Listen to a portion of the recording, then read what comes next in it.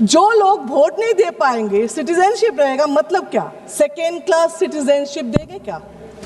आप 2020 में ये एसआईआर होना था, क्यों नहीं किया? चलो कोविड के लिए 21, 22, 23 आप लोग को इलेक्शन लोकसभा से पहले एसआईआर करना ही नहीं था। ये सब में अपना फायदा के लिए कर रहे हो। एसआईआर में आप लोग बोल रहे हो डुप्लीकेट वोटर को निकालना है। हाँ, हम लोग भी बोल रहे हैं, यही तो अपोजिशन बार बार बोल रहे थे। स्टेट इलेक्शन अरविंद केजरीवाल भी प्रूफ दे रहे थे, एक घर में 100 वोटर का नाम। बिहार में भी सब बोल रहे एक घर में ये इतना रशियन, सब अपोजिशन प्रूफ दे के बोल रहे। तब इलेक्शन कमीशन डुप्लीकेट वोटर को क्या कर रहे थे? अभी उनका याद है डुप्लीकेट वोटर के बाद। अच्छा, 65 लाख वोटर डिलीटेड इन बिहार, सब घुसपैठिया थे। बिहार में आप लोग पा रहे हो जीते हैं। एक्चुअली बिहार में ना कोई पार्टी हारे हैं ना कोई जीते हैं, जीते तो इलेक्शन कमीशन जीते हैं। अभी आपका उसमें सबसे फेवरेट नारा क्या बिहार का पता है? इलेक्शन से पहले 10,000, इलेक्शन से पहले 10,000, इलेक्शन के बाद बुलडोजर, ये सबसे ज्यादा नारा है। आप नागरिक का बात करते हो, सिटीजनशिप, इलेक्शन कमीशन घुमा फिरा के आप सिटीजन हो कि नहीं ये बता रहे। आप कौन होते हो? संविधान में कौन सा धारा में आप बता रहे हो? आपका पावर क्या है सिटीजनशिप देना लेना नहीं हो ये बताने के लिए? इसके लिए दूसरा authority national register of citizen होना चाहिए था, वो है ही नहीं। यहाँ पे इस देश में आइन है, डेमोक्रेसी है, संविधान है, बहुत सारे अथॉरिटीज है जो अलग अलग काम करना है, जिसको काम देना है, लेकिन नहीं, ये तो एक ही अथॉरिटी जो जुडिशियल से लेके सब कंट्रोल करेंगे। उसमें जितना करप्ट को करना है, करप्शन करना है, करेंगे। इसीलिए एक ही अथॉरिटी रहना है, सबको पावरलेस करना है। आप बोल रहे हो जो जनगणना 2011 में हुआ, 21 में, उस टाइम भी कोविड थे, लेकिन उसके बाद भी इतना साल निकाल गया, आपने तो किया नहीं। क्यों नहीं किया? उसका सर्वे जब स्टार्ट किया था, क्या रिपोर्ट आया जिसमें आपने बंद कर दिया? अगर बोले टाइम नहीं है, इलेक्शन आ गया, तो एसआईआर 3 महीने में आप कर रहे हो, प्रेशर दे के लोग को मार रहे हो। 50 आदमी वहां पे बीएलओ मर गए, जो खुद बोल के सुसाइड नोट पे लिख कर गया इलेक्शन कमीशन के नाम पे। फिर भी आपका रिस्पॉन्सिबिलिटी है नहीं, आप नहीं ले रहे हो। फिर 3 महीने में आपको करना है, लेकिन उस टाइम नहीं करना। आइडेंटिटी कार्ड, परिचय पत्र, वो तो एक ही होना चाहिए। आप इतना 11 ऑप्शन दे रहे हो, उसमें एक होने से क्या दिक्कत था? इतना दिन में क्यों नहीं किया आपने? इन्होंने संसद अगर पिछले 2-3 दिन को छोड़ा जाए तो साल भर शायद ही थोड़ा चलने दिया है। एसआईआर कर करके इन्होंने यहाँ पे तमाशे किए, लेकिन अब जब इनको बोलने की बारी आई एसआईआर पे, तो अध्यक्ष महोदय जी, हम देख रहे हैं कि कल leader of opposition Rahul Gandhi ji ने, मुझे लगा क्या खुलासा होगा, हम भी बड़े उत्सुक थे, सारी साल हमने एक ही शब्द सुना है, अब ये क्या ग्रैंड रेवलेशन होगी।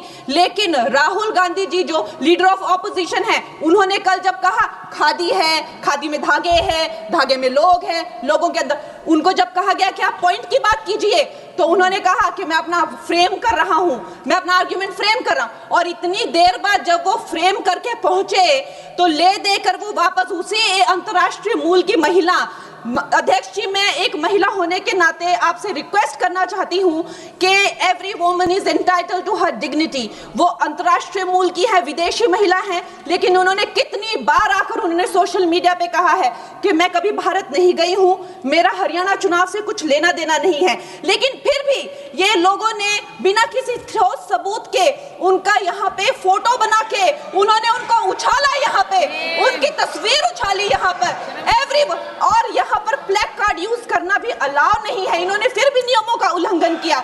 मैं चाहती हूँ सबसे पहले तो मैं इस सदन की तरफ से उन महिला से बहुत ही माफी मांगती हूँ कि इस सदन में बिना कि उनकी आजकल जो पर्सनैलिटी राइट्स का भी एक बहुत बड़ा क्राइम होता है, उसके उपरांत उनका फोटो यहाँ यूज किया गया, मुझे बहुत खेद है। भारतीय संसद की तरफ, संसद भवन की तरफ से हम उनसे माफी मांगते हैं और ये देखिए, महिलाओं का हमेशा ये अपमान करते हैं, लेकिन हमारे प्रधानमंत्री चाहे बेटी बचाओ बेटी पढ़ाओ हो, महिलाओं को शौचालय देने से लेकर, महिलाओं को गैस देने से लेकर, महिलाओं को जो है वो छात्रवृत्ति न जाने कितनी ऐसी योजनाएं हैं। कांग्रेस वालों, शायद तुम लोग ये समझ नहीं पा रहे हो, ईवीएम्स हैक नहीं करते हैं प्रधानमंत्री लोगों के दिलों को हैक करते हैं।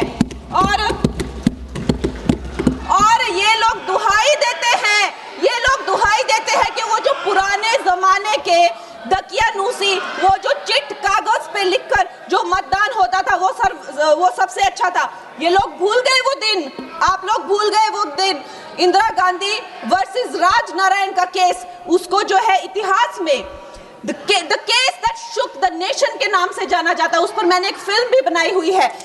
वोट चोरी और वोटों की धांधली के लिए एक प्रधानमंत्री पे एक साधारण से नेता ने केस किया था और उस धांधली में वो पकड़ी गई थी। हर उनका जो आरोप है उसमें सच सिद्ध किया गया था और रातों रात उनको कुर्सी छोड़ने के लिए कहा गया था और रातों रात जो है उनको ये आदेश दिया गया था कि आगे इतने सालों तक आप कभी जो है वो चुनाव लड़ नहीं सकते। ये धांधलियां इन्होंने करी हुई हैं और ये जो है उस टाइम के बैलेट बॉक्सों को उठाकर ले जाते थे ये लोग और आज कहते हैं कि इनको ईवीएम्स जो है वो हैक हो जाते हैं। अध्यक्ष महोदय जी, मैं इनको याद दिलाना चाहती हूँ, प्रियंका गांधी जी कहती हैं कि छोड़ो पुरानी बातें, हम पुरानी बातें नहीं करेंगे, हम पुराने लोगों के बारे में नहीं बोलेंगे।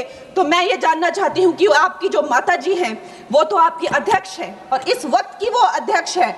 उनकी जो है, आप देखिए, जब उनकी नागरिकता नहीं थी, जब उनके पास 1983 में नागरिकता आई, उसके कितने साल पहले से वो वोट देती आ रही हैं।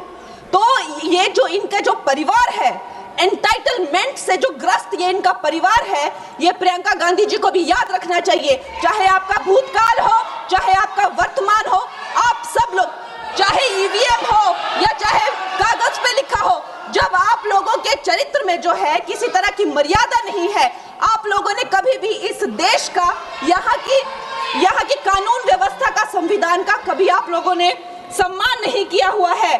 और अध्यक्ष महोदय जी, बिहार में जैसे ही एसआईआर आया, एसआईआर लागू हुआ, हमारी सरकार ने जो है कम से कम 60 लाख से ज्यादा अवैध, अब ये जो सारे अमाननीय वोट कार्ड है, ये सिर्फ घुसपैठियों के नहीं है। कुछ ऐसे लोग हैं जो माइग्रेट हो गए हैं, कुछ ऐसे भी लोग हैं जो इस दुनिया में है ही नहीं। 60 लाख से ज्यादा। और अगर वो लोग जेन्युइन थे तो उन्होंने, किसी ने तो रिक्वेस्ट करनी चाहिए थी कि भाई मेरा वोटर आईडी कैंसिल हुआ है। उसके उपरांत जो है 21 नए वोटर आईडी जो है उन्होंने दिए हैं और इस तरह का एक माहौल बना बिहार में कि आज तक की सबसे ज्यादा वोटिंग जो है 67% वोटिंग हुई।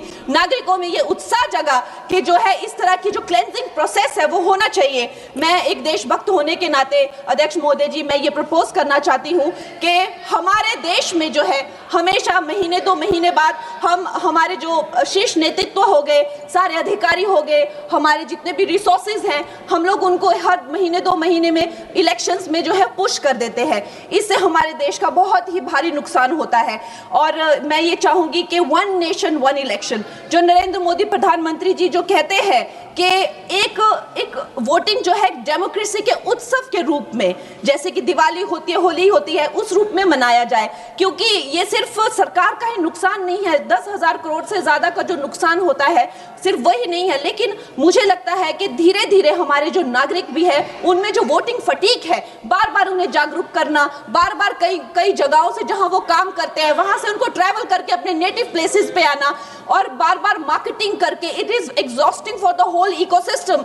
तो मैं ये प्रपोज करना चाहती हूँ कि 1 नेशन 1 इलेक्शन को लाया जाए और ये जो भी हमें जिस तरह की जो असुविधा होती है हर महीने 2 महीने में इलेक्शंस की, उससे जो है हम बच सकते हैं। जय हिंद।